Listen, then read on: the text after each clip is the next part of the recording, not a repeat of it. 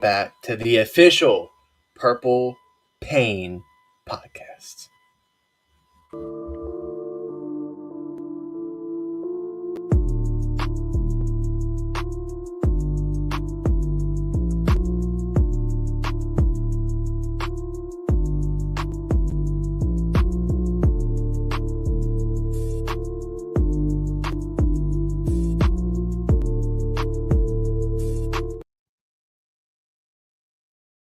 Yes, Purple Pain podcast. We are back, unfortunately, with, like you said before we went live, Sutton, the first episode of the off season for the 2025-2026 Baltimore Ravens season. Either way, episode 294. Hoping that the big 300 would have been a Super Bowl preview, but unfortunately, it wasn't. Yeah, very, very disappointing. Disappointing weekend, disappointing Sunday. Um, it sucked. Still feeling the remnants. Oh, sorry, I forgot. The Isaiah Mack, Dalen Mack, Justin Bannon, Carl Davis, and Sergio Kindle episode of the Purple Rain podcast. Yeah, I'm throwing it back to that. Thank you for coming through. If you are, feeling upset, if you are a happy rival fan, welcome to the Purple Rain podcast. You can follow us on Instagram right there at the Purple Rain podcast. This guy, Instagram, X, Sutton Def.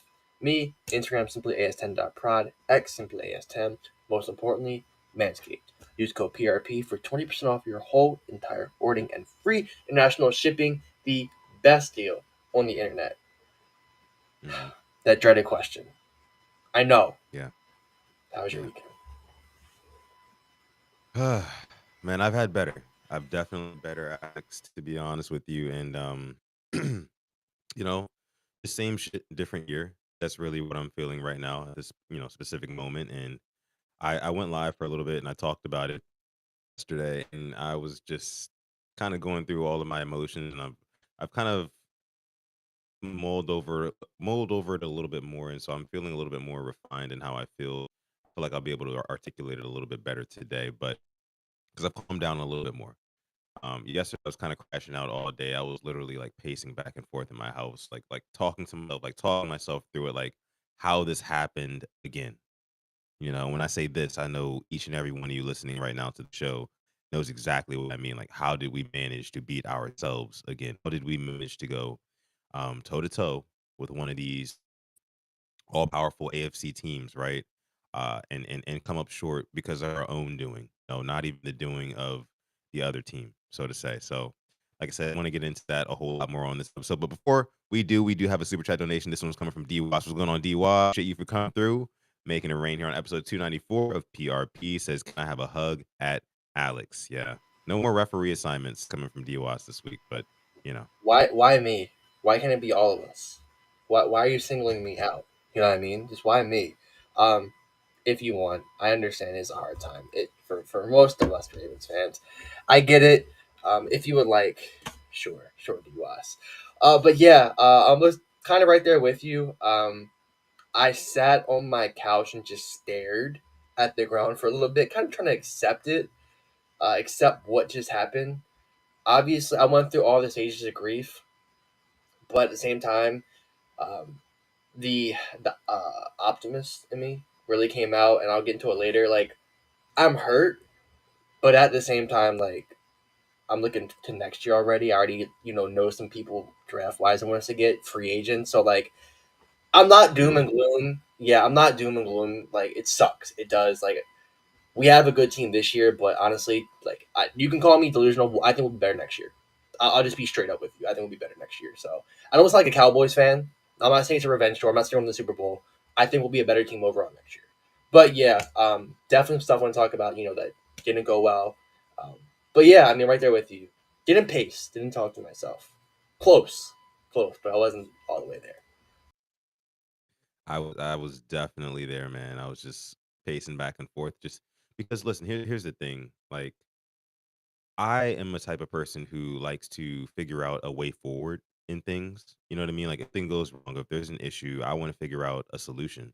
But I had a hard time, thinking about what the solution is for this Baltimore Ravens team because You look at who we have on this roster. The roster is literally one of the best, if not the best, in the whole National Football League. I mean, I think it was what 8 or 9 Pro Bowlers that we sent.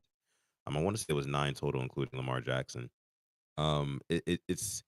It's truly baffling to me, and I just find myself at a loss for words and ideas on how this team could potentially get over this hump. Because I tweeted it earlier today. I think I talked about it yesterday on the show as well. The problem here is intangible, right? There's no draft pick, there's no free agent signing, there's no trade that we can make in order for us to get over this hump.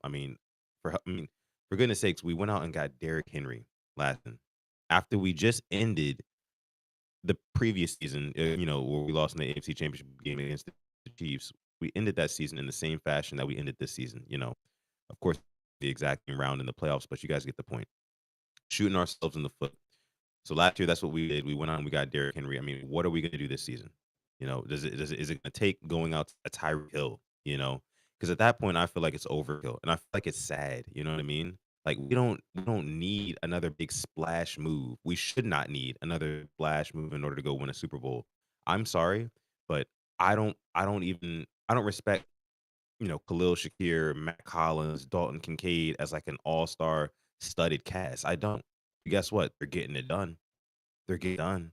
You know what I mean? Like it's just I don't know where to go. I don't know where you go next if you're this Ravens team. Yeah, you can go ahead and you can address the guards on the offensive line.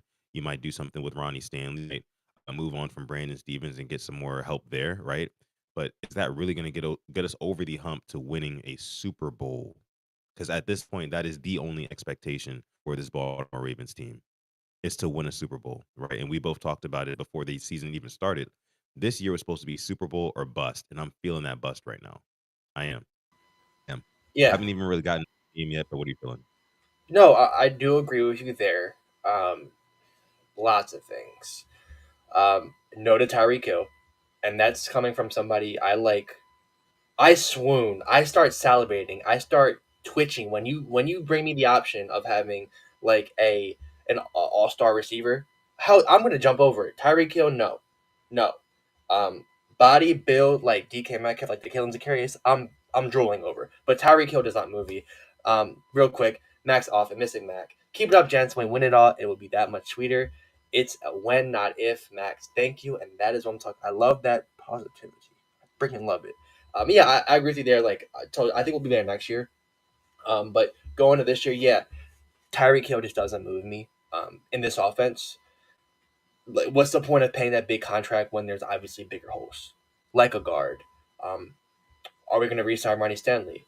For me, are we going to get somebody who, an edge rusher, that game breaker that we've kind of been talking about, and our pass rush kind of went ghost when it mattered. It really wasn't there.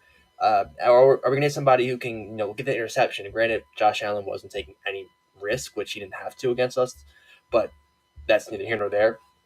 But yeah, I just moving on. Like you don't have to make that big splash at all. Um, for me, draft wise, edge guard, could maybe do with another corner. I don't think we're going to get Jair Alexander. I don't think we have the funds for that. You got to pay Kyle Hamilton or Linderbaum this offseason. Like it's you got to get it done. I think you got to lock up Hamilton and Linderbaum. Um, I went down our free agent list, and we can debate this, but I'm keeping Stanley. I'm keeping Tylen Wallace. I'm keeping Ardarius Washington. I'm keeping Chris Board, and then I'm keeping Ricard. Everybody else, you can go. But a big reason why I say I think we'll be better next year. Brandon Stevens, the double agent, will not be on this team. We won't have a $70 million safety on our inactives every single week. That's money we're getting back. There's restructures that can be done. Mark Andrews.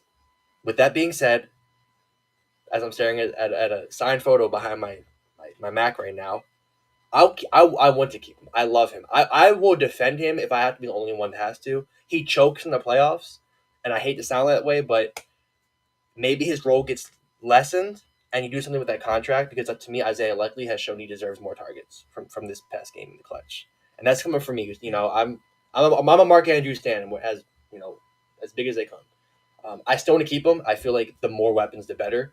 But for him to be having that 16 mil cap hit, that's a little too much for a guy who just sold in our biggest game of the year.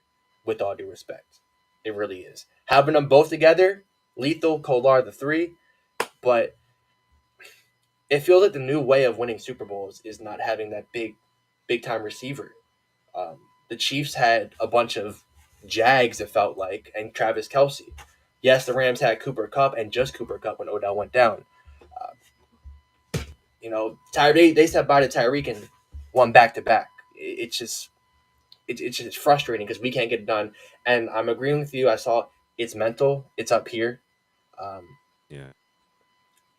I don't know why Lamar tried to be a hero. Bad snap, to be fair. That fumble was just inexcusable. And I'll talk about Andrews. When have you ever in your life, Mr. Andrews, taken the ball, turned around and outran somebody? You used to hurdle people and run them over. When have you ever done that in your life? Yeah. Like, that's Yeah. like game on the line. You have Shaq shooting a three. When have you taken that shot? That's a bad You've shot. never. Like, it's a bet. Valentine, what is that shot?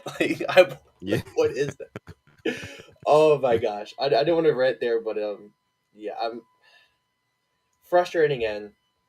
Um, and to me, real quick, I don't know why. Pardon what I'm about to say. It's a little R-rated. I don't know why John Harbaugh gets so horny going for it on 2 point conversions in the third quarter. There was still a whole quarter left. I didn't like it then. I Yeah. still don't like it, and I'd never like going for two there. Make it a 1 point game. That's just me. And you don't run it I either. honestly, I was not, I did not have a problem with him going for two after the Derrick Henry touchdown.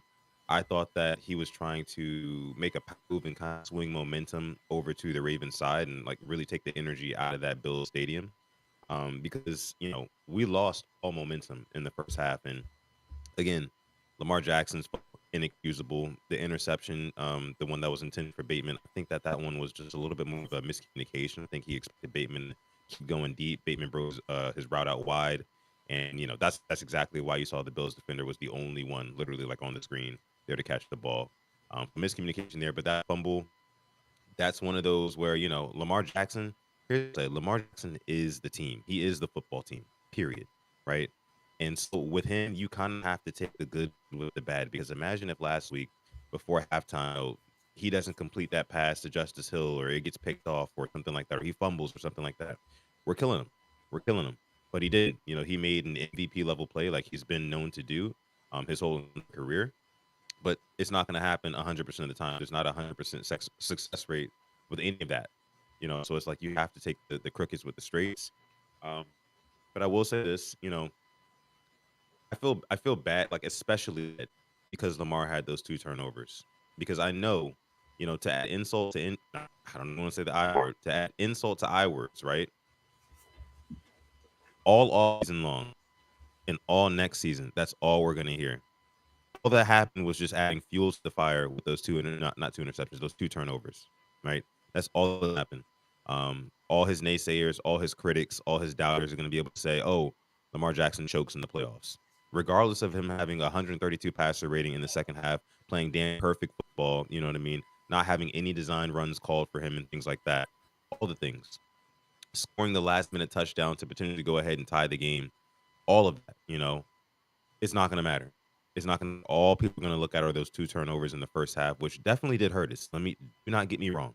They hurt us very, very badly because I truly do feel like, if Lamar did not turn the football over twice in the first half, we would not have been in that position going into halftime. We might have been up. It might have been a lot closer game, and all the pressure wouldn't have been on us to be perfect in the half. We do have another super chat donation. This again is coming from Max Offit. Thank you Thank so you. much again, making it rain here on episode 294 of PRP.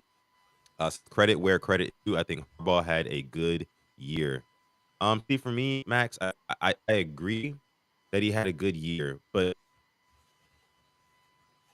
how long do we let this go on? This relationship between John Harbaugh and the Ravens and just kind of like getting the same result year after year after year before we just decide to switch it up and go in a different direction. Does Lamar Jackson need to go at quarterback? You know what I mean? Like, do we need a change at quarterback before we can finally move on from John Harbaugh? Or are we stuck with John Harbaugh for as long as Lamar Jackson is here? You know what I mean? Because that's what it feels like right now. It feels like those two are so like closely intertwined. Steve Ashadi, I don't know what he's really right now. You know what he was thinking back in 2017 when the team was so bad for a couple of years under Flacco, and he decided to, put John Harbaugh on the hot seat a little bit. Haven't seen that since then. Um, so again, man, I just don't know how long we allow this to go on where the team is having the same mistakes year after year in the playoffs in the biggest games. Alex, what do you think about the whole Harbaugh situation? Do you want him back, or do you think it's time to move on? I had no problem with how he coached on Sunday. Um, I I'm not gonna say we weren't prepared because I thought we were. We came out opening drive touchdown, couldn't have been any better. I mean, the Derrick Henry drop sucked, but Bateman, your Yeah, number one receiver presumption of that game, goes and gets a big grab. Likely had a big grab. Offense was firing. Had a couple of big third down conversions. I wasn't mad. As for him going on, I don't know how much more he has left in him. Like, we're gonna have one more year with him. That's neither here nor there. But I would like a change. Like, I'm not gonna say it's gonna happen, but maybe a breath of fresh air. Um, I just, I just don't know. I don't know who they get. I'd like a breath of fresh air. I'll tell you that right now. I don't think he get a yeah, bad playoff, a bad season. I thought a lot of his decisions worked. Sticking with Zach Orr worked. Benching Marcus Williams worked. Throwing out Darius Washington worked. Hell, Falele, credit where credit's due. I don't think it was that bad on Saturday, Sunday. I'm not, haven't seen much from it, but I don't think he was getting beat nearly as bad as he was early in the year. So could we be better in the spots? Hell yeah. But at the end of the day, it's his choice. So I'm not too sure what's going on. I will say this though: the fact we didn't even run the 2 point conversion, I remember that worked against the Bengals. Read option. They all bid on Derrick Henry. Lamar takes it outside. Like, I would have taken an option on one of those 2 point plays. Presumption the first one. Instead of just throwing yeah. it, you run it. That's why I don't understand throwing it there. And even the other one, the rolling out just never works. Feels like on 2 point conversion. Didn't work in 2021 against the Steelers. Didn't work against the Packers. Didn't work against the Bills this time. Yeah, I mean, me personally, those plays I would rather, uh, not roll out and really just be running into the sideline and having your opportunity shrink by the second, as you're rolling out, right? I think that putting Lamar Jackson in the gun and letting him kind of drop back as a passer, right, would have probably been a good option there. I mean, I just my odds with Lamar Jackson surveying the field, hungry for a touchdown to throw a touchdown. But if pressure steps up in his face, he can buy some time. He can make things happen. It's at the 2 yard line. It's from the 2 yard line. You know, that's just me. I see somebody saying here. Let me see. Somebody just put it in the chat.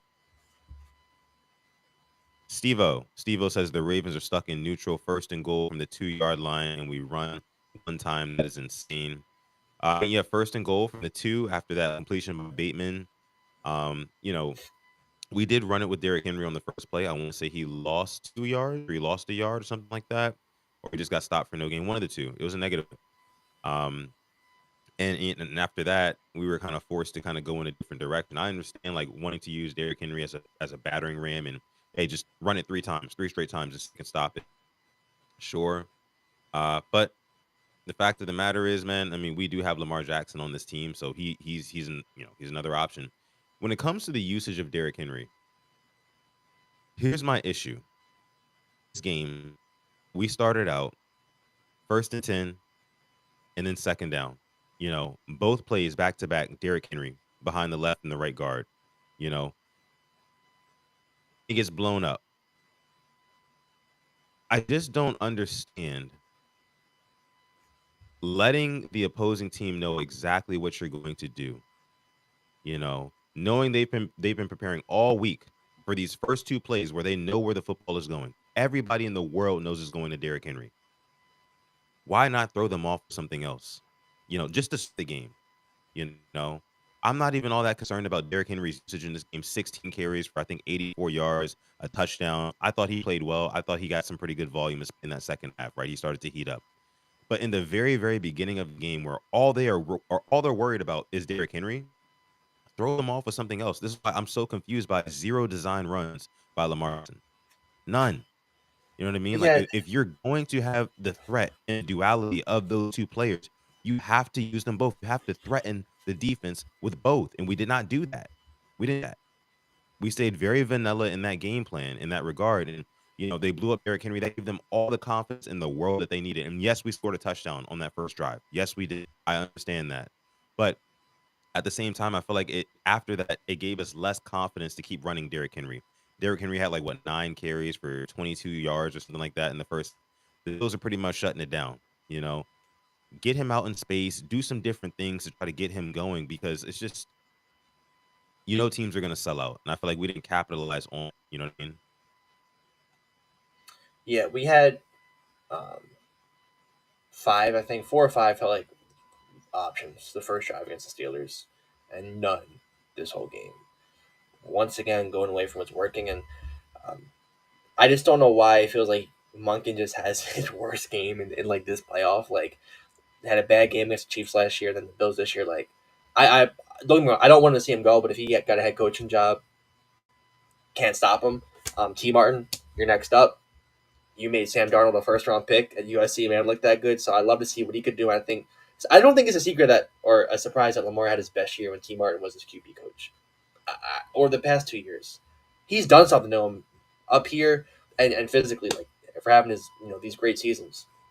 So I just I don't know, man. Just the fact we couldn't get a turnover, um, letting Curtis Samuel get the first down. I think for me, man, um, that third and what 7 or third and 8, I think we're running. I forget what coverage it was, but the middle field with Brandon Stevens' zone, and Khalil Shakir just beats him over the middle. Yeah. Yep. And then what really had my blood boiling was when it was like a third down, he had a pass breakup, and he's sitting there just doing the finger wag, shaking his head. I'm like, bro, first of all, don't get a taunting. Number two, that's the first good play you've made in how many weeks? Like, go to the sideline, act like you've been here before, and it just was blowing my mind. Like, you are the number one target for other teams' offenses. You stop one play, congrats, and I wish him best luck somewhere else. It's just not here. It isn't here whatsoever. So there's just a lot of stuff that shout out Justice Hill, by the way. I thought he was one of our best players. Every run he got, I felt like he was Yeah. breaking it off. Unreal player. Yeah. He Likely stopped the scoop and obviously scored a touchdown. that too. I thought he's gonna his moment and cause a fumble. I thought the hustling was gonna pay off, like we saw Ben Watson do years ago. Tracking him down, Right. hawking it, punching it out. Didn't happen, but still tackling them. Um, Yeah. I wanna. I I don't want wanna. to. I want. Yeah, Go ahead. Go ahead. I don't want to bring up refereeing. I'm sorry. Never in Mhm. my life was that a defensive penalty, DPI. I would have said it if it was the Steelers, Bengals, any other team. Keon Coleman, quite literally, you can see him extend his arms and push off Tre'Davious White. Yeah. I just mind blowing. It turned 3 into 7 right there. Yeah. Did. I mean, that was huge. That was huge. Not a lot of people are talking about that play either. But there were other things that happened in this game that really, really kind of sealed the deal for us. Mark Andrews. Let me go back to him. Yeah, Um, Even more so in the 2 point conversion play, where of course he dropped the pass. Uh, you know, the fourth down, 8 minutes left, down five. We're driving on them, and he fumbles. Right, he gets like a 20-yard completion, tries to turn it upfield, and like you mentioned earlier, he tries to like juke back and get around guys and beat them to the corner. It's like for some reason he tried to pay homage to Zay Flowers. He tried to like cut back and do that whole thing where you can kind of beat the guy around the edge like that. You've never done that. You've never done that. You're not that fast. Like, we all watched you get hawked in the Houston game. I was actually there in person. I saw it. I mean, again, don't mean to bang on Mark Andrews too much, but it's just you don't need that in that situation. You are a big bruising tight end. It's cold outside. Make those guys tackle you. Like I don't care if two or three of them hop on your back. That should be one of those plays where like he's the big guy, right?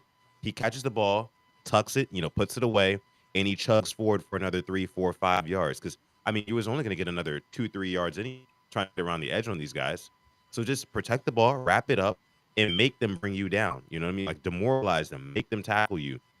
Could have been one of those plays where he's dragging 2, 3 guys at the same time and been Mandrews. You know what I mean?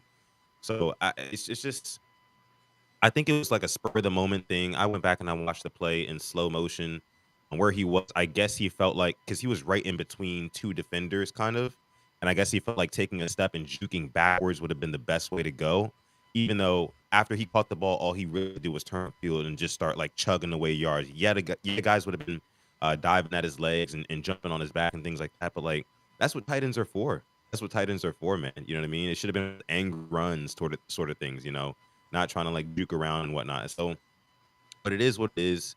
But I think that really, really kind of sealed the deal, Mhm. because again, we're only down 5.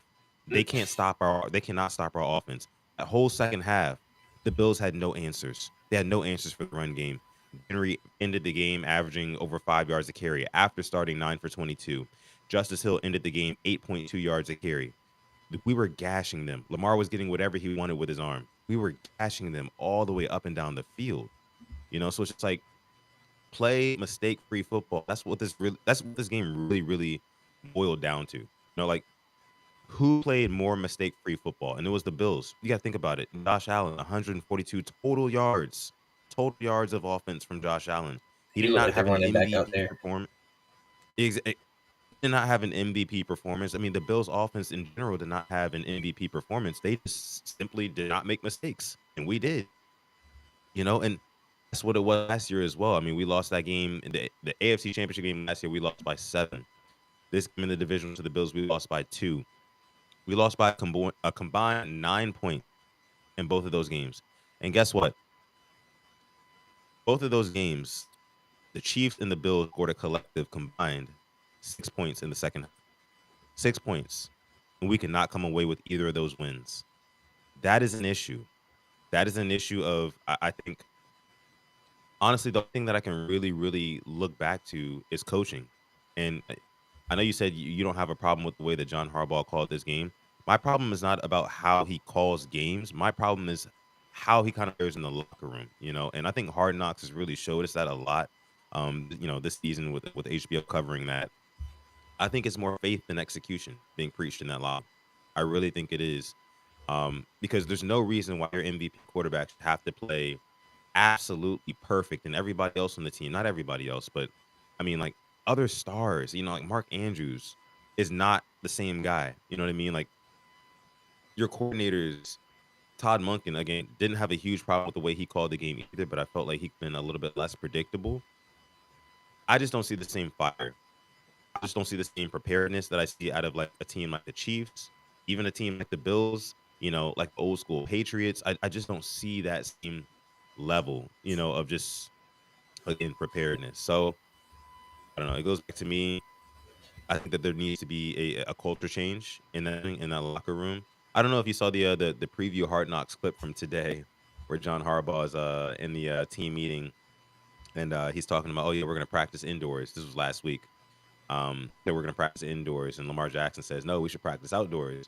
And then John Harbaugh's like, that might be a good idea because we're gonna play in Buffalo. Like, let's do it. Let's practice outdoors. I don't know. Some people say that's leadership.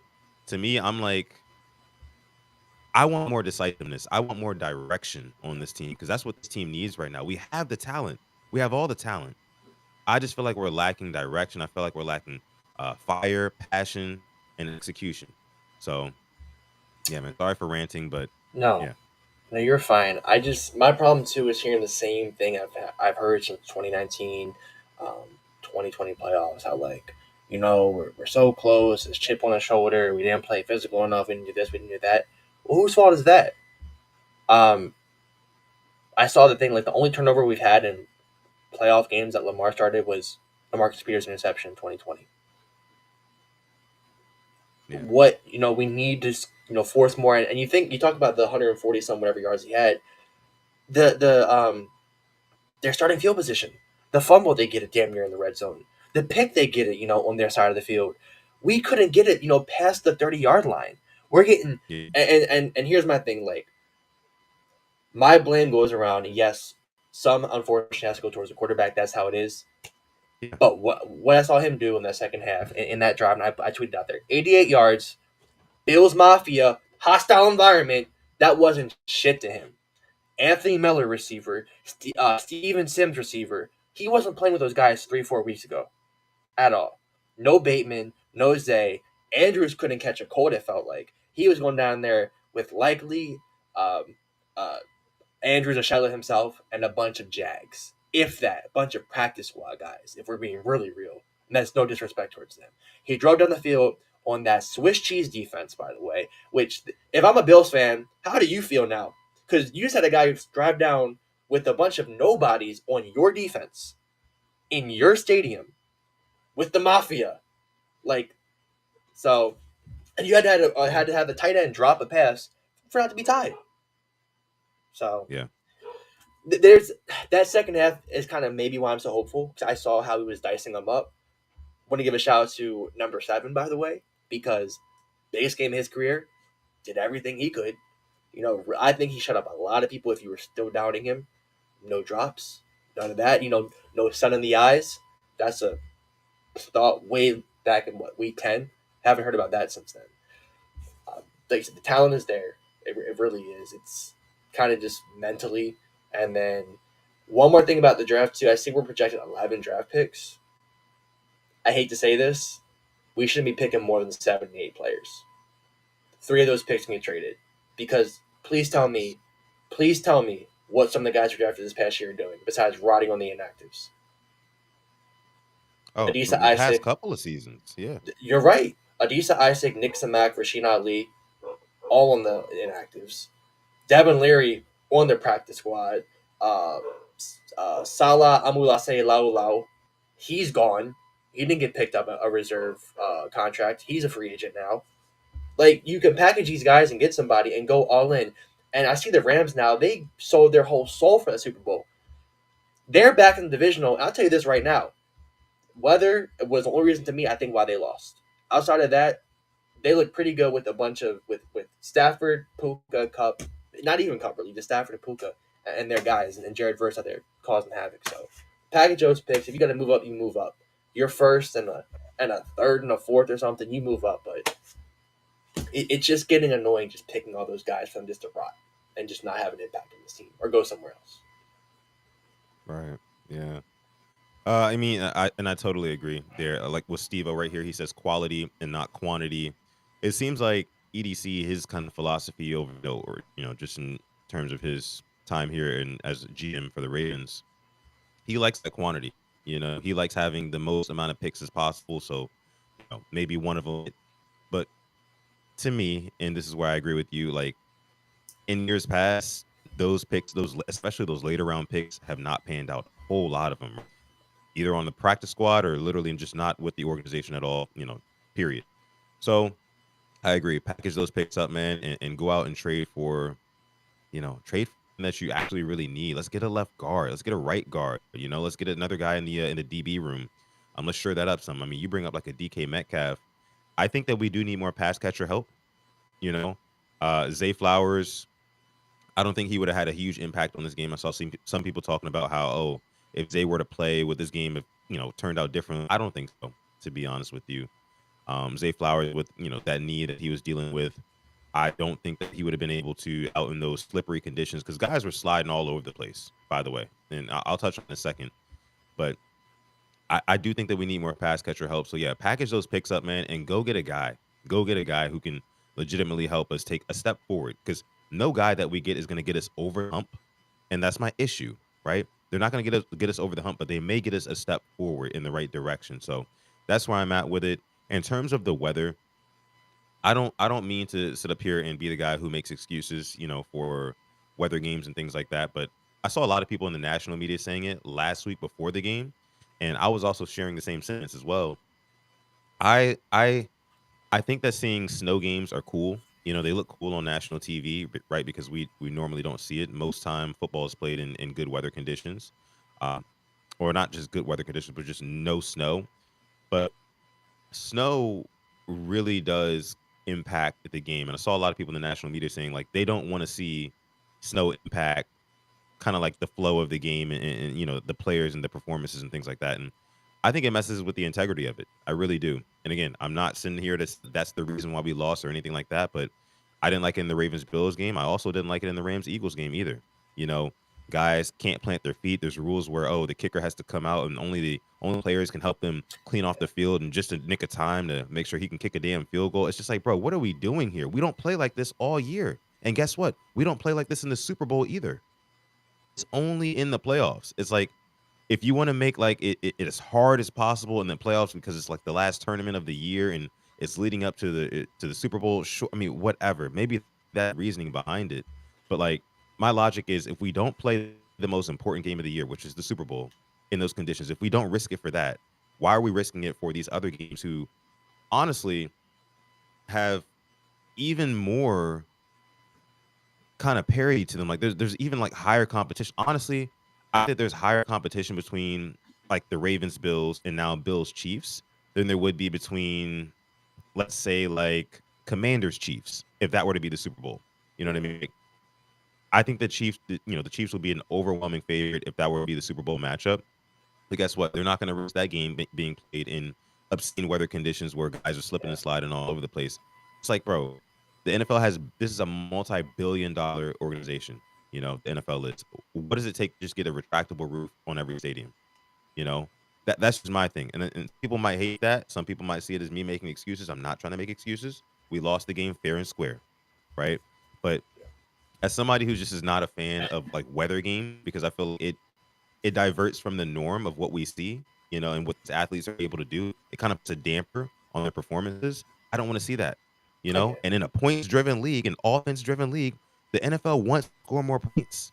They want more points. In the playoffs is where they average the highest viewership. I think ESPN had one of the it was the Chiefs Texans game. It was on ESPN. I want to say it had the highest viewerships ever for a playoff game on ESPN. It's like, bro, I don't want to see these games be kind of impacted by weather. But what do you say? I mean that's the point. I mean I get it. I love a snow game. It does that Eagles Rams game was a tough watch. I'm not gonna sit here and lie. But even if it was here in Baltimore, it was gonna snow. I mean, I think it snowed here worse than it did in Buffalo on Saturday in certain parts of Maryland. I think that some got 6 inches, but I guess that's football. That's what makes football special. Any other sport, baseball, they're gonna delay the game, but that's football is different. They're always gonna play it in that. I guess it's rain, snow, or shine, whatever. You gotta freaking win in there. So I mean, I like it. However, I do like the weather, but I understand what you're saying. I get it. I love. I just love a Yeah. good bad weather game, and I would. There's a point of me like I was in those cold ass games. I was spending my money on the extra layers and buying the long johns, and buying the hand warmers. Like I would have rather not had to buy it. I would love to be a Minnesota where we can just set 70 degrees in there, but that's what makes it special. That's what makes the thing special with that all the elements. So I respectfully disagree, but I can see what you're saying, and maybe guys like the Rams. I mean that's why the home field advantage means more because them going to a cold they didn't look good in the snow. So having it at home helps them out. You guys are killing me in the comments for this take, and I knew you guys would. I knew you guys would. Listen, man, that's just how I feel. That's how I felt before this game. That's how I felt years ago. I mean, it's just to me like don't play every game in these conditions. I don't see why we have to play some of the most important games of the year in these conditions. That's just me. It impacts it impacts the entertainment aspect to me because once you get past the fact that it's snowing, right, and then they have to freaking digitally put the freaking numbers and the hash marks on the freaking just so you can see it on TV. And like I said, guys are slipping all over the place. I mean, it hurts the product to me. Like, let's just take the Ravens and the Bills game that happened the other day. Let's just take that completely off the table, right? Like I said, I also did not like the Rams or Eagles game too. Like that to me, it's just like it's not the same. It's not the same. We watched football for what 4 months in good weather conditions where it's an even playing field for everybody, and then January, December, January, it's a totally different story. That's just me. It's just, you guys don't have to agree. Denise says she agrees with you on the weather conditions for those games is dangerous, especially for teams competing in the championship game. Yeah, it also puts the players at risk too. It puts the players at risk in a very, at the very end of the season too. I don't know. If the NFL was even slightly concerned about their bottom line, and they wanted more points and more healthy players ready to play, I don't know. I think that they would reconsider. I think that they would reconsider. But neither here nor there.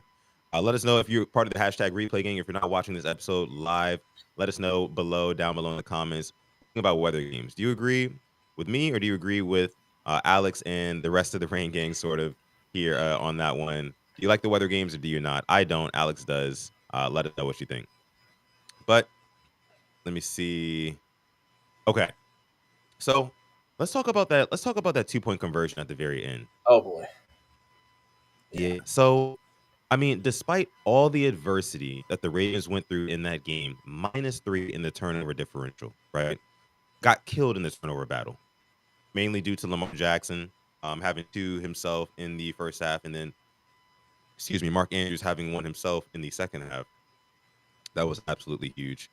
The Ravens came back and they had a chance to win that game at the very end of the game. And this is why I can't be so mad at Lamar Jackson because despite the two turnovers in the first half, he put his team in position to actually have a chance to win game towards the end of it.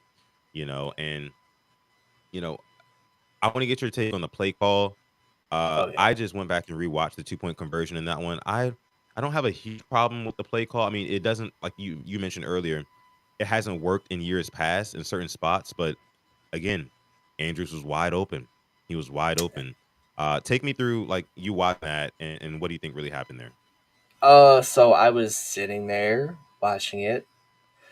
I really, I was hoping for the option. I really was, and like, you want the ball in Lamar's hand or Henry's. When push comes to shove, I want it either 8 or 22, season on the line, and it wasn't eight's hands, and then got put in Yeah. 89's.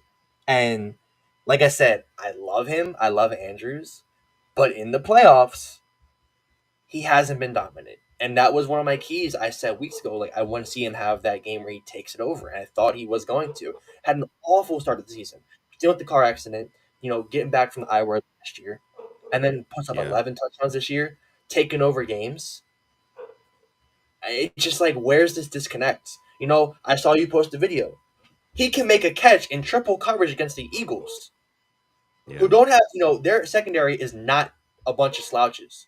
They have some dogs in that secondary. You can go all the way around from DBs to safeties, all good players, and he makes that catch. But when it comes to the playoffs, and I saw Roosh bring it up before, he dropped the pass before the fumble.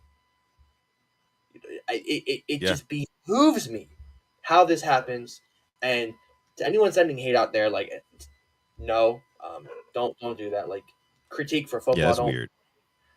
It's getting to the point where, like, I saw overseas, like, they were somebody DM'd a pregnant soccer player's wife, and they had now been arrested for some stuff that they said, and that's gonna be us soon because they'll find you on the social media. It's like, don't be weird like that. But I just, if I'm going to a receiver in that situation, it's number 7 or number 80 because they were the ones who were carrying us that whole wide receiving wise. So, or even Yeah. 43, or even Yeah. Justice Hill, because he was, he can do his thing in the past game. Not 80, I mean, he made a couple of catches, but he had a drop Yeah. already and a fumble already. That it's just, I can't, It's not his I can't, day. It's not his day. Yeah, it's not his day. This, like, the same Yeah. way, um, who's had a really bad game recently, just dropping passes, and you can keep on going back to him, like Quentin Johnson. Right. He had his games where he had 3 or 4 drops. Stop throwing to him. It's not his day. It wasn't Andrew's day. Don't force it to him. Um, yeah, I don't Yeah, like man. it going to him per se. Yeah, and when you go back and watch the because like I said, I watched it probably like 30 minutes before we went live. I noticed that Likely did have an opportunity. He was one on one. He was running towards the corner of the end zone. He had a guy on his hip, but honestly, if Lamar Jackson floats to him, I have no doubt in my mind that Isaiah Likely comes down with that football because he is that type of player.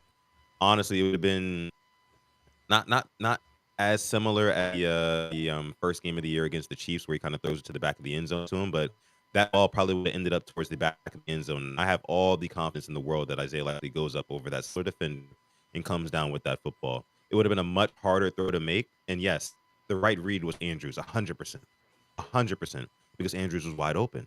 But I don't know what it was. I feel like, and kind of bear with me here. I feel like what might have happened with Mark Andrews on that specific play, on that specific drop, was that he was going to catch the ball, and some people saying, "Oh, it was a bad throw. Lamar could have thrown it better."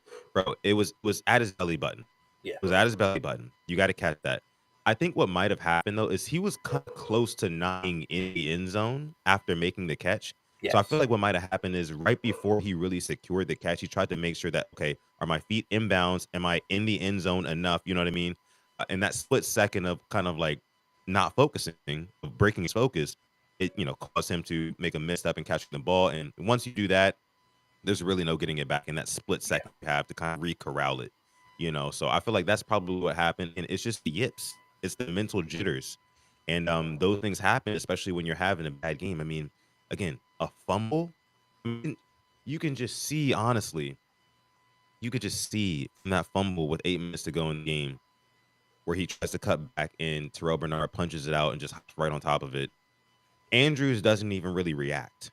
He didn't even Mhm. really react. He just kind of gets up and just walks to the sideline. Did the same thing after the 2 point.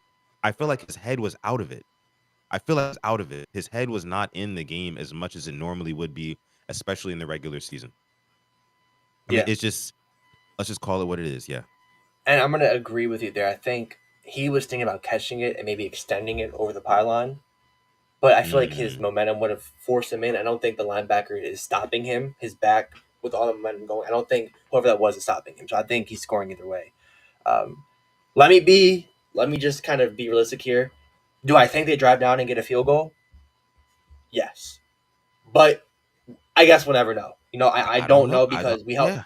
we held him to 6 points, but I'm just thinking that Josh Allen has his MVP play and he 20-yard run gets him in But at the same time, Tyler Bass didn't have the best year either. So like when he went to kick him, like this guy hasn't been good either. And by the way, Justin Tucker, shout out to him. He didn't miss a kick since that bye week. After the bye week, he was Yep. perfect. So I Lock. do want to give Yep. his props because for somebody who had a lot of criticism, he answered it. And in our biggest game, he made his kicks. And I know it's the bare minimum, but for a guy who was missing extra points, stuff like that's big. But I saw a stat where like Andrews averages like under 40 in the playoff game or something like that. 34 That's yards in the playoff game. No touchdowns in the playoff games. And 8 six drops. yeah, 16 mil cap hit next year. Um, that's it's an uncomfortable conversation. Like I love him. You got to sit here and talk about. Listen, we love to have you here. We want to keep you, but from a business standpoint, in the biggest games possible, you haven't shown up, and that's the problem with business and friendship. You got to have those conversations. So I want to keep him, but at 16 mil, that's a happy price when there are glaring needs on this team. And once again, I don't want to get rid of him, but this being said, likely has shown you a good amount. Kolar can block, and we've shown we can draft tight ends. We got those two in the Yeah. fourth round. So Matt, if we like a guy and our scouting is pretty good tight end wise, we could get somebody. Hell, we had the guy we got undrafted guys who were going to other teams, making their roster because our scouting department was that good tight end wise. Yeah. Yeah, I mean, $16 million cap hit next year. That is a good point that you bring up, and just for the sheer lack of playoff performances that we get from Mark Andrews, I just don't think that the end justify means with bringing him back. To be honest with you, um, you know, Isaiah Likely is a guy who has proven time and time again that he can definitely be a tight end one. I think he deserves way more than 2 to 3 targets a game. I think that we need to get him out in space, get him the football because we've seen what he can do. Literally just catching at the catch point, right? He can moss guys. He has crazy hands. I think he probably has the best hands on the team. Not top two, maybe not two. Yeah, I think I can confidently say that. Really good hands on the team. His run after the catch is amazing. He's very nimble. He can juke. You know what I mean? He's literally a wide receiver trapped in the tight end's body. And I know I've said that before on the show, but that's I mean, and he can also block his ass off too. he can block his ass off. They likely he's been doing it all season. He's had multiple key blocks that have sprung touchdowns and multiple big plays. So just it's when it comes back to Mark Andrews, coming back to him, there's just something going on with him where he's just not locked in come playoff time. It's just a shame because it also Mark Andrews not performing well is still going to fall on Lamar Jackson ultimately at the end of the day. That fumble from Mark Andrews in the second half and then the drop 2-point conversion in 6 months' time, mainstream media, everybody else in the world besides Ravens fans are not going to remember that happen. They're going to remember Lamar Jackson not getting it done at the end. And oh yeah, by the way, he had 2 turnovers in the first half of that game. That's what everybody's going to remember. That's what the Ravens fans are going to have to deal with in these arguments and on these interwebs for the next year, for the next calendar year, a Yeah, whole year of it. Again, yeah. Um, my motto, I guess, now is like, you know what? I'm done arguing. You're right. You're right. Nick Wright, guess what? Lamar sucks. He's a choker. The Chiefs are the best team in the world. You're right. Because we have eyes. We know what we saw. And yeah, you just got to trust what you see and believe that, if you want to, if like I said, you're right. So that's how I feel with all of that. I saw it already. We like, I hate how like I let him like kind of like get to me, but that guy literally like just there's an obvious agenda, a vendetta against us, and it like that's kind of weird to me. Being paid by network to have an agenda against a certain team, but that's what I'm thinking for the guys who like the local media or like the interweb, those guys follow the team. That's your real authentic stuff. Those people who watches the games, that studies them, yeah. that looks in depth, not Dan Orlovsky who picked the Bills on one show and picked the Ravens on another show just to That's protect that. your. That's just to protect you, just to save face, Had your because bets, yeah, you're right either way. Yeah, you're right either way. So I don't watch those shows to be honest. I see the clips come up and it's like, oh well, whatever. yeah, They're good to watch for motivation yeah. for videos about it. Like I'm not gonna sit there and turn on and watch um, to watch Joy Taylor talk about stuff. We know what you were doing. I'm just gonna leave it there. Oh gosh, Yeah. that whole thing was swept under the rug. By the way, that's funny. Yeah. Emmanuel Acho too. Crazy. Yeah, Crazy. for sure, for sure. But yeah. But look though, but Yeah. look, I saw Tanja saying here. I'm sorry, I didn't see a lot of sports media killing are on these shows. Maybe the couch haters. Who cares? Yeah, maybe not now, maybe not right now because it's still fresh. We all did just witness the same football game, whether it be national media guys, local guys, Ravens YouTubers, community, all that. But everybody has a short memory, right? And that's what I'm saying. Like after the offseason, as we're gearing up for next season, and the narratives are kind of starting to kind of themselves and throughout the regular season, going into next postseason, and all that. All they're going to remember is that Lamar Jackson did not get it done. D Bank says here that who cares? Lamar Jackson has you will saw the credit when we win. Yeah, I mean he gets a lot of the credit when we win because he is the entire team. Without Lamar Jackson on this team, we don't do anything in that game. We don't come back at all. We don't even have a fighting chance, to be honest with you. Dick Henry or not, he is the team. That's why he gets the credit. That's why he saved John Harbaugh's job in 2017. So neither here nor there. But let me see. Let me see. He also says I see more people in the media taking it easy on Lamar more than anything. People like Nick Wright and Dan Orlovsky have not blamed Lamar at all. Nick Wright Give had it a some whole time. thread about like how he underperforms and how. I mean, I've kind of tried to stay off of it because I could really care less. Like, I know what my eyes watch, so I have my own opinion on stuff like this. You're not gonna let somebody online who just watches our primetime games. You know what I mean? Like that's kind of what it is. They only watch like the big games, and sometimes they're wrong about who's even on our team. So it's whatever. That's how they get paid with clicks. Um, so if you're gonna have if when I hear of other players talk about Lamar and how highly they speak of him, I know how good of a player he is. So Mm, it's gonna be good. yeah. Yeah. I mean, but at the end of the day, we're not going to hold you guys up too much longer on this episode of the show. We're almost an hour into it of this Yeah. vent session. But at the end of the day, like we mentioned last week and the week before that, when we talked about our keys to victory in playoff games, and I even talked about it in a video last week. I said that Lamar Jackson is going to have to be a better game manager, and that is something that he failed to do, especially in that first half. Trying to feel like he needed to play some hero ball. He even said it himself, trying to make something happen. Um, but sometimes you have to live to fight another day.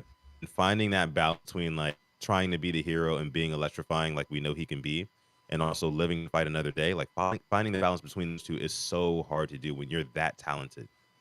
And he hasn't really mastered that as yet. Of course, he was able to come back out in that second half, and that's the difference between this year and years past, right? There have been games where like he was just not good all game. There have been playoff games where he just could not together. You know what I mean? And then maybe at the very, very end, he scrounged up something and tried to, But in this one, like, again, he was damn near flawless in the second half. Man, I think he only had 2 incompletions, over 100 passer rating, a touchdown. I mean, the guy was looking good, and the offense was rolling with the run game and everything like that. But at the end of the day, you have to protect the football. And I said it again on last episode, one of the keys to victory, turnovers come at a premium. Turnovers come at a premium in playoffs, right? You turn the football over, your chances to win, like the win percentage, it goes down in real time. It does. And so that really did put us behind schedule. It put us behind the sticks. And, in that late second quarter and going into the third quarter, I'm thinking to myself, like, okay, now we have to play their game, right? We have to play on their terms, right? We can't just trot Derrick Henry out there and expect him to really bring the boys home on this one. And even though we did give him a couple more runs and he had some really good runs, and so did Justice Hill, we were still playing catch up. We were still playing catch up, and we almost got ahead of the curve before it was too little, too late. But Yeah, that Mark Andrews fumble, man, and I'm a big believer in it's not about how you start, but it's about how you finish. You know what I mean? yeah, Like if you can finish the game, like fourth quarter, those turnovers are so much more consequential than the turnovers that happen in the first half. And again, we may have never in that situation had Lamar Jackson not turned the football over twice in the first half. I get yeah, that. But the fact that the team was rallying, the fact that they were zapping the energy out of that stadium, you know what I mean? Because they knew we were gashing with Derry, we were gashing with Justice Hill. Lamar was getting what he wanted. You know, mistake-free football is much, much more important down the stretch. That's why the Chiefs, they found ways to win games at the end. Pretty much every game that they've won this season has been by one possession. hmm, They can take it down to the end. They can make mistakes in the beginning of the games and still find a way to win at the end. That's what yeah, winning teams do. Look at the Patriots back in 2016. They were down 28-3 after a pick six that Tom Brady threw. Guess what? They still came back and win. They had the mental fortitude to come back and win that game. It can happen. It can happen. Turnovers come at a premium, yes, but if you can find yourself back in a game in the fourth quarter, you have to fine tune things at the right time. And it feels like we can't do that. yeah. Honestly, I can't top that. That was spot on, word for word, pure facts. And I think sometimes we're missing that killer, X factor that to make that one mistake for them. To maybe get that, get to Allen that quick, get that ball, and maybe he gets a strip sack. Maybe force him to fumble. We didn't have that. If we've caused one turnover, it could be a whole different game. We didn't. Whole So different game. that's unfortunately that's why we're here talking about it. Upset, but there is next year. That's a good thing, and we all woke up to here to talk about it. So that's how you know you lost. When you say at least I'm here, that's really how you know you lost. But Yeah, man. Yeah, man. like I said, It's I'm looking. Go ahead. Um, I'm lit. I'll talk. Cam's here says we have acknowledged Lamar's mistakes in the first half. We acknowledge how he overcame that in the second half. Too many act like the second half never happened. Yeah, without Zay, and if Zay were to play, if he was healthy, he wouldn't have had a huge game. But I think it would help us out. It's he's a Pro Bowl receiver. We can say now. Yeah. So I hate that I have to be at the Pro Bowl, but like I said, I think I'm looking, forward to seeing what this team can do. I'm excited about the future because unlike last year, I think that's why it hurt, but it didn't hurt nearly as much, I think, as last year because I knew what we were losing. I knew we were losing damn near half our team, all these coaches. If we can retain, Chuck Smith, I'll be really happy. I don't think Monk and Goats. I don't think a team's going to want him as their head coach. Just kind of seeing what the NFL wants for a coach now. The younger guy, um, that's kind of Yeah. what I'm picking up. I think we'll have a lot of guys coming back, and I think we'll be able to keep one to our main contributors. We won't be having, Clowney, Stone, Darby, Queen, all go. four out of 11 starters on the defense. We'll be having a lot of guys come back, and I think we'll just be improving, and we're kind of getting rid of the deadwood, to say it nicely. So it'll. I'm excited to say the least. You said something interesting just now. You said last year's AFC Championship game, it hurt worse than this year's divisional round loss. Mhm. I would have to disagree on that one, and only because I feel like we just wasted a lot this season. We wasted, an All Pro year from a Derrick Henry. We wasted an All Pro year from Lamar Jackson. Actually, the best year of Lamar Jackson's career. You know, one of the best years of Marlon Humphrey's career. I mean, guys who are kind of like veterans, seasoned veterans. Not Mark Andrews. I mean, Mark Andrews good season overall, right? Just not the other day. Marlon Humphrey, Derrick Henry, Kyle Van Noy. We don't know how many more good years we're going to get out of these guys. Mhm. I'll even throw Lamar Jackson in there. We don't realize Lamar Jackson is going into year 8. 8 is going to be in year 8 next season. You know, so like the fact that we get no design runs in a playoff game in year 8, knowing that his legs are only going to get less and less effective as he gets older. That's just natural, right? It feels like we're not we're not seizing the moment. We're not seizing the moment, right? And like I said, I'd argue that this one hurts. I can't really argue because that's all subjective, right? I mean, I can't tell you what hurts more for you and what what hurts It's more for all me good. or anybody I else, I really. see what you're saying. Yeah, but yeah, it's just like this year. It just seems like we learned our lesson from last year, and we go all season long. Me and you talked about it after the AFC Championship game loss last year. Regular season is not going to matter. All that's going to matter is when we get to the playoffs, when we play one of these AFC powerhouses, whether it be the Chiefs, whether if the Bengals would have made it and they look good here, the Bills who we just played, any team, are we going to make those same mistakes? And we did. We beat ourselves. Like it is not like we lost the turnover battle by 3 turnovers, 3-0, but we only lost by 2 points. Yeah, Alex, that tells you who the better team is. That's what's more frustrating to me, you you're know? right. You're right, and that does hurt. It does, and and you make a great point. That's how I think too. When I think of soccer, I'm like, man, like next year, like we were so close this year. We're not going to go to this team and beat them again. Beat our rivals back to back years. We're not going to. This guy's not going to put up 20 goals. Lamar's not going to put up 41 or whatever it was in four. Henry's not going to run for what he did, and yeah, but I'm looking forward to see who steps up. Do I think Humphrey gets 6 picks next year? Probably not. Do I think Wiggins has 3 or 4? Probably. Like it's a balancing act, but I do see what you're talking about there. I'm looking more of not us, but other teams.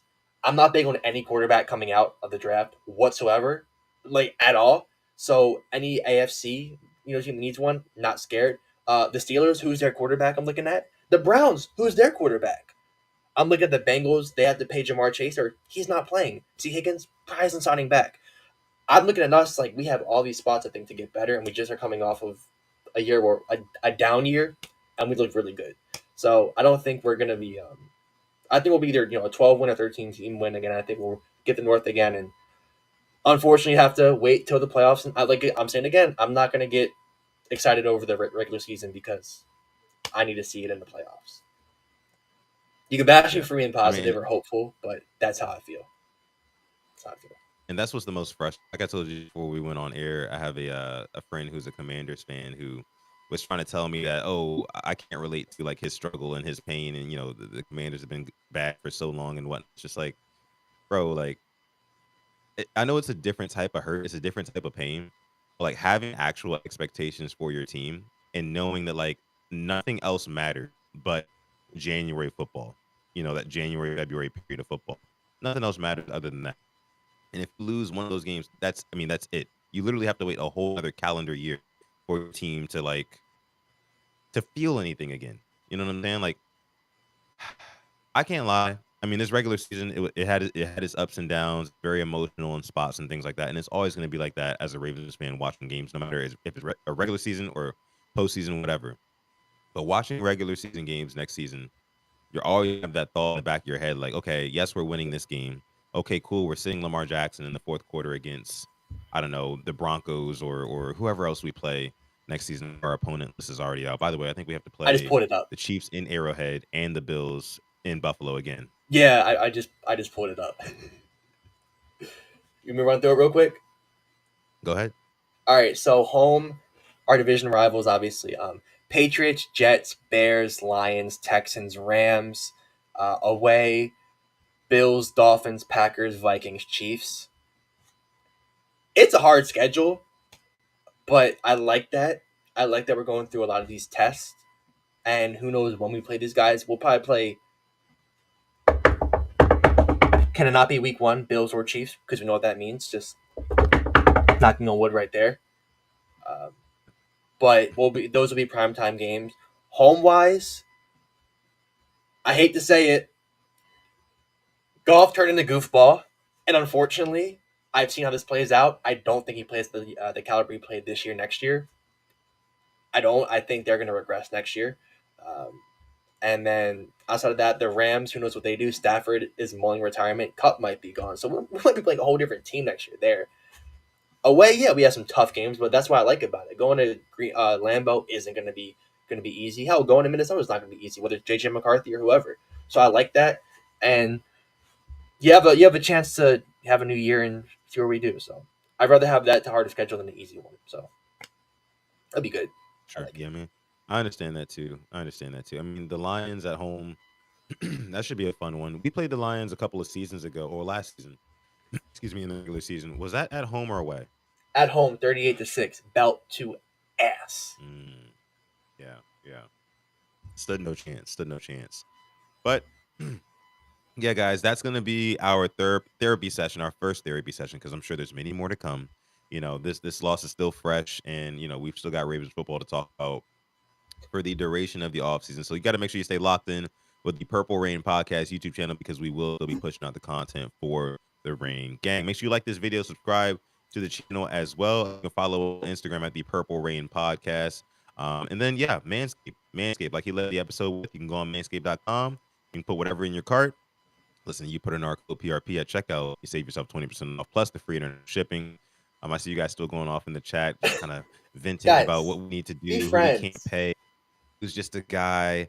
I mean, I see you guys in the chat. Be It's a tough friends. time. It's a tough time to be a Ravens fan because we find ourselves in the exact same spot that we found ourselves in last season, right? And that's what's most frustrating. I get it. I get it. Tanja's funny. She said, "Away is not good. We need a dominant pass rusher. No more Nigerian nightmares. That experiment is over." Dang. Oh wait, no, Jabo taking shots. Shot, Uh, man. I uh, mean, y'all not gonna like what I have to say. Um, I mean, I agree with Tanja. I agree with Tanja. I think we need to go get a Max Crosby. You know what I'm saying? Like, I think we need to get that, one of that's when these you package guys. the picks. That's when you Yeah, package the picks. That's when you yeah, package it. yeah, man. I mean, like, I feel like if there is one or pieces that I feel like could truly get the Ravens over the hump, or maybe no, I can't. No, I can't say that. I just said no player is going to get us over the hump. There's only going to be players who can kind of step in the right direction. It's going to be a premier edge rusher or a big body wide receiver like a DK Metcalf. You know what I mean? One of those type of guys. Other than that, we've got all the pieces. You know what I Yep. mean? There's teams out there that are still in the playoffs to this day who have way less pieces than us. So what else is really the point? Like, The team we let's lost look to. deeper than that. Yeah, the team we lost to. You know what I'm saying? We got to look deeper than that. We got to look deeper than that. And we will with Harbaugh for the foreseeable future, at least to me. I think that's going to happen. You said he's got 1 year left on his deal, right? I'm pretty sure he does. It's 1 year. 1 year left on his deal. If I'm Steve Bisciotti, I am, and I promise we're about to hop off, but if I'm Steve Bisciotti, I'm telling Arbs, look, you got 1 year to win a Super Bowl. If you don't win it this year, then I'm sorry. Like, we're just gonna have to part ways, and we're Yeah. we're gonna go a different direction. Yeah. You know, and that's okay. That's okay. It's been how many years he's been head coach for the Ravens? Since 2008. Yeah, bro. This guy's been around for what, 18 years? This guy's been around for almost 20 years, almost 2 decades, dude. Like, it's just sometimes it's time to go in a different direction. It's okay to part ways. It's okay. He You said said you will see if anybody's sometimes gonna say. he said sometimes it's possible to just take him out in the back, tell him to enjoy the sunset, leave it at that. I'm not gonna finish Mm, the end. If you know what you know, if you know, you know. I'm not saying that, but yeah, I think it's next year. I don't know, but we'll find out. But yeah, a great therapy session. I hope you feel better. yeah. I've accepted it. Like I said, last year to me hurt worse. Um, I've also kind of coped a lot too. So yeah, but thank you all for coming through and spending Yes. your Tuesday evening with us. Not a normal night, a Tuesday evening. We love you. We appreciate you, and no matter what your opinion is, we're all fans in the end. So yeah, Yeah, thank you for coming for through sure. episode 294 of the Prep Brain Podcast.